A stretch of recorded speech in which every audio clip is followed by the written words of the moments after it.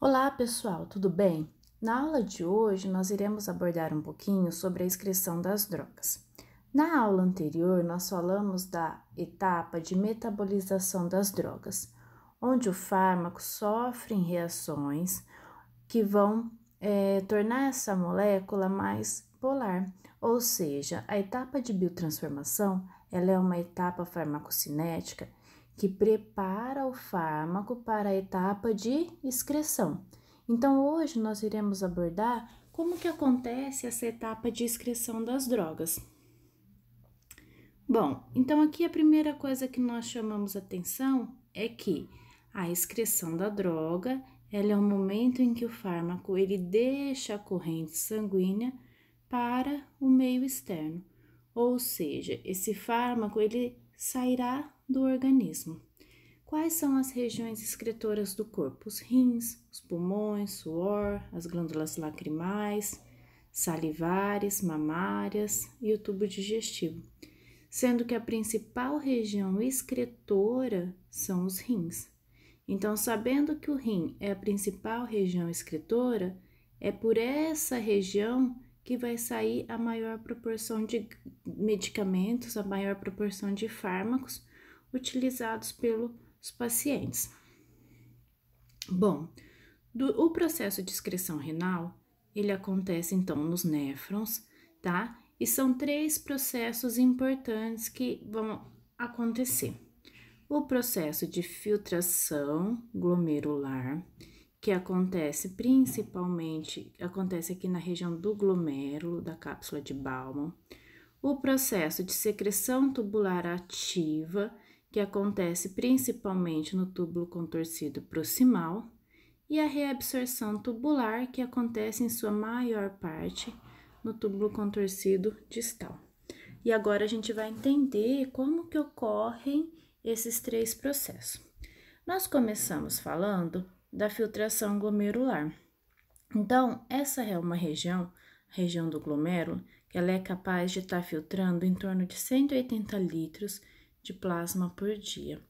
1/5 desse plasma que entra no aparelho glomerular, ele acaba, 1/5 do plasma que chega, ele é filtrado e o restante ele retorna a partir das vias eferentes.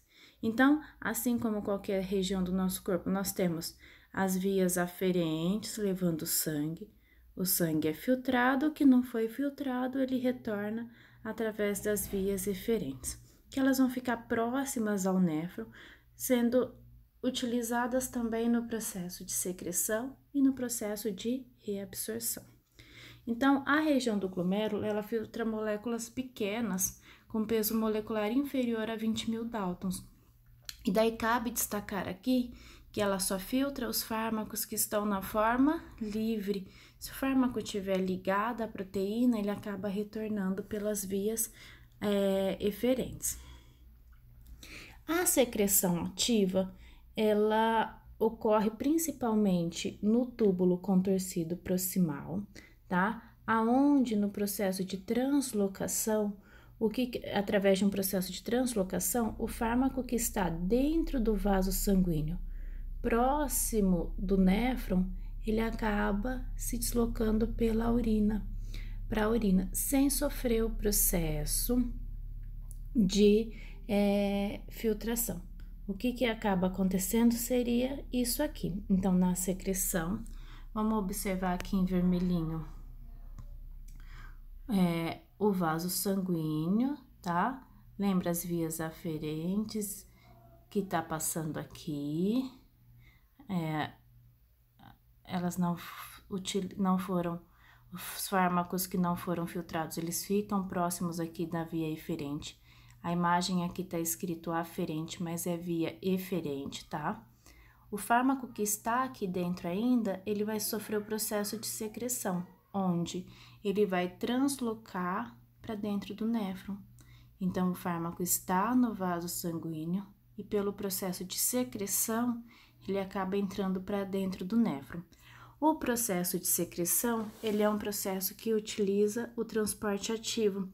Então, existem carreadores tá? Proteínas carreadoras, transportadores, que irão fazer esse processo de secreção. E daí existem transportadores para fármacos ácidos e transportadores para fármacos básicos. Novamente, nós teremos uma maior secreção de fármaco na forma livre. Porém, existem alguns fármacos ligados que conseguem atravessar fazer o processo de secreção.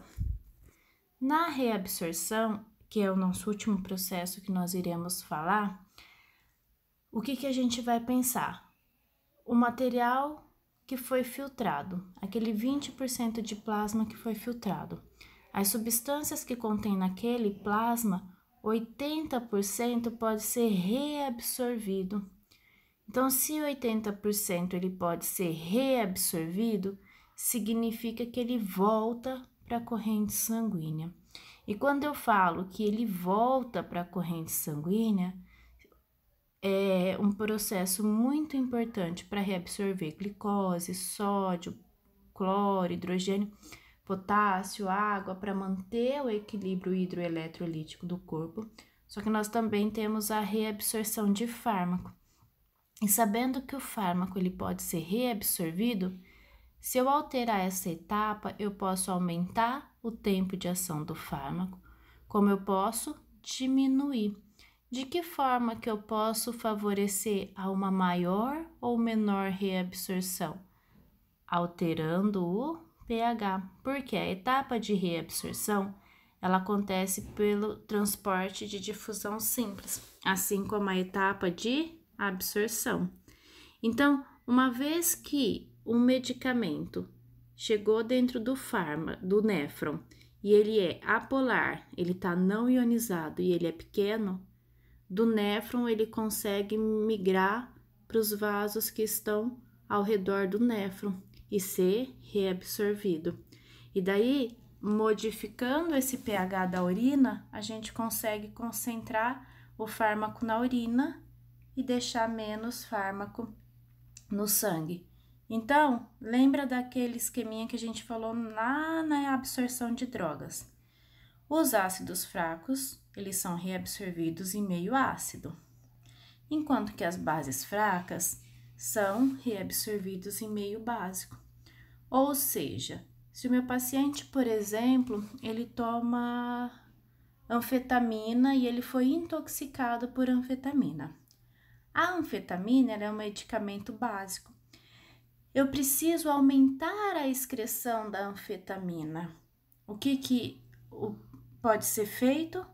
Nós podemos acidificar a urina. Por quê? Se a urina do paciente tiver ácida, quando a anfetamina entrar no néfron, a gente sabe que todo medicamento básico em meio ácido, ele recebe o próton. Então, essa anfetamina, ela recebe o próton, ela fica em sua forma ionizada, impedindo a sua reabsorção. Aí, um outro exemplo que eu coloquei aqui é o do ácido acetilsalicílico. Então, o ácido acetilsalicílico, ele pode ser eliminado mais rápido através da alcalinização da urina. Então, novamente, eu vou pensar, o ácido acetilsalicílico, ele caiu lá no néfron. A urina, se ela tiver ácida, ele é muito reabsorvido, ele volta para a corrente sanguínea e continua o seu efeito. Agora, se essa urina tiver alcalinizada, todo ácido em meio básico doa próton. E daí o ácido fica em sua forma ionizada com carga negativa. Ele não consegue reabsorver. Dessa forma, ele vai ser excretado mais rapidamente. Então, aqui nessa imagem, nós mostramos aonde acontece a etapa de filtração, aqui na cápsula de Bowman. Lembra que aqui tá a nomenclatura errada, tá? As arteríolas aferentes, aqui leva, e a eferente que volta com o sangue que não foi filtrado, ela que vai estar ao redor do néfron. Quando eu falo da secreção, o medicamento, através do transporte ativo, ele está próximo das arteríolas, ele está dentro das arteríolas que contornam o néfron, e o medicamento ele sai da arteríola e entra para dentro do néfron, sem sofrer a etapa de filtração. O processo de secreção, ele acontece por transporte ativo, então há carreadores, tanto para fármacos ácidos quanto para bases, que farão esse processo. Enquanto que a etapa de reabsorção, os fármacos que estão dentro do néfron, ele tende a voltar, eles são reabsorvidos, eles voltam para dentro da corrente sanguínea. E isso ele é feito sempre considerando o pH da urina. Se o pH da urina for igual ao do fármaco, alta reabsorção. Se o pH da urina for diferente do pH do fármaco, pouca reabsorção, consequentemente eu tenho uma maior excreção. Então, a etapa de reabsorção, ela é uma etapa que interfere diretamente na quantidade de fármaco que será excretada, tá? Aqui a gente tem uma outra imagem que mostra também o fármaco. Através das arteríolas aferentes eles chegam, tá? Eles vão ser filtrados. A arteríola eferente, ela vai ficar contornando todo o néfron, e uma vez que o fármaco está dentro da arteríola, ele pode sofrer a etapa de secreção, que é muito importante para a excreção de fármacos, só que aqui a secreção ela acontece por transporte ativo, lembra que tem carreadores para fármacos ácidos e bases, e a etapa de reabsorção, então fármacos que foram filtrados e que estavam dentro do néfron, se eles estiverem em sua forma não ionizada, ele consegue ser reabsorvido. Essa etapa ela acontece por difusão simples, por isso que o pH interfere diretamente nessa etapa. Aí nós temos o conceito de depuração renal.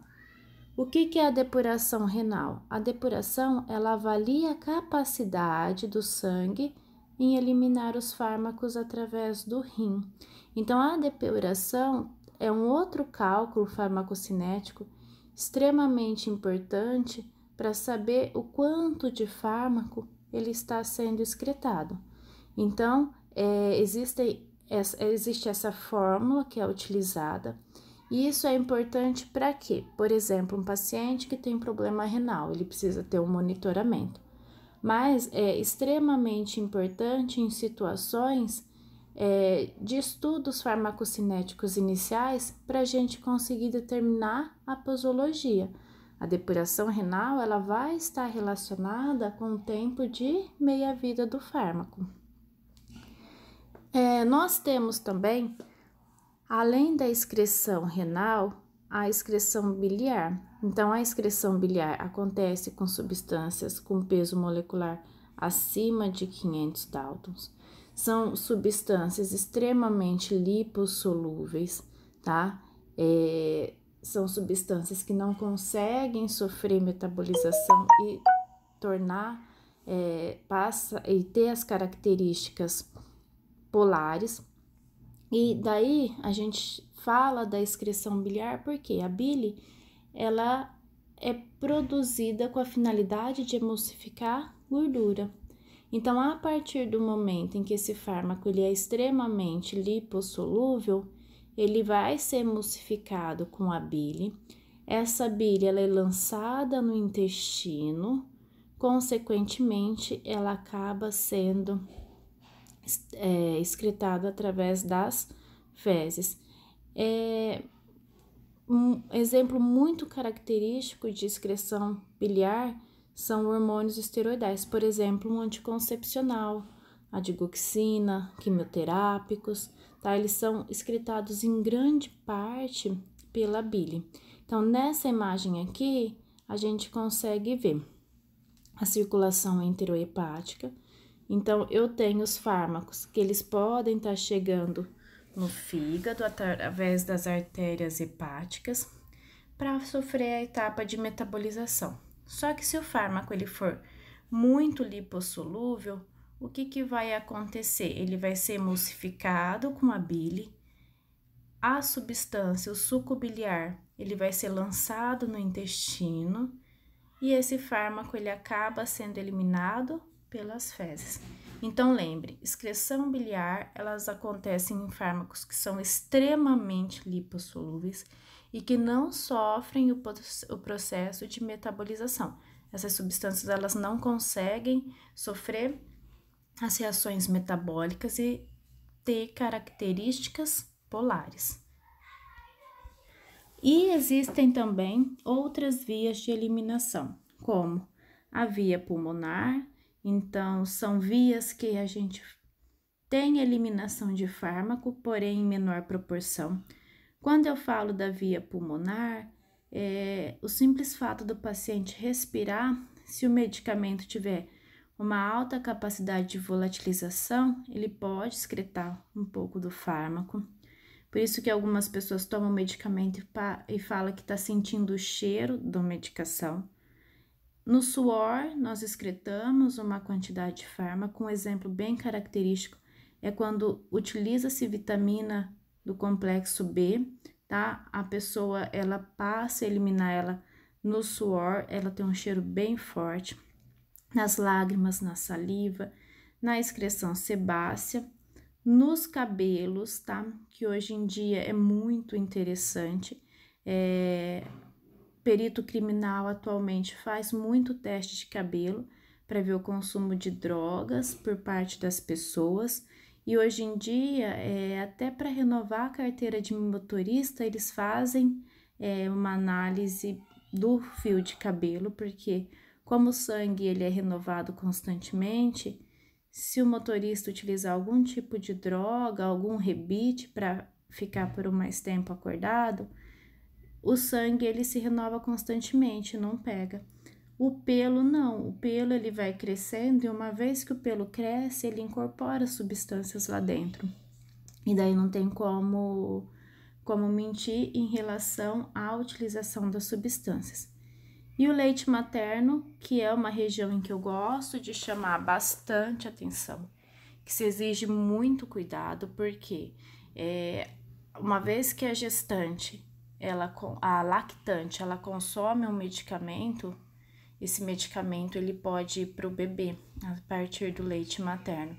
E isso pode influenciar diretamente no bebê e ter respostas negativas muitas vezes, porque o bebê ele tem um fígado imaturo, um rim imaturo, então dependendo da medicação que a gestante utilizar, ela pode ter consequências gravíssimas.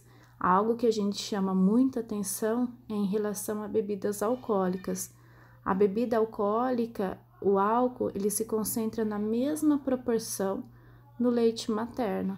Então, aquela história de tomar cerveja preta que vai sustentar melhor o bebê, tem que tomar muito cuidado. Na verdade, não é que sustenta mais o bebê, é que o bebê ele acaba consumindo uma quantidade de álcool, faz com que ele adormeça por um tempo mais prolongado e às vezes a mãe acredita que o leite sustentou mais. Certo, pessoal? Então, a aula de excreção é isso que eu ia passar para vocês. Espero que vocês tenham entendido, tenham gostado. Nós finalizamos a nossa farmacocinética. Agora a gente tem que começar a pensar em como fazer a aplicação dessa farmacocinética, entender ela atuando como um todo no nosso organismo, certo? Então, abraços para vocês, bons estudos e nos encontramos ao vivo.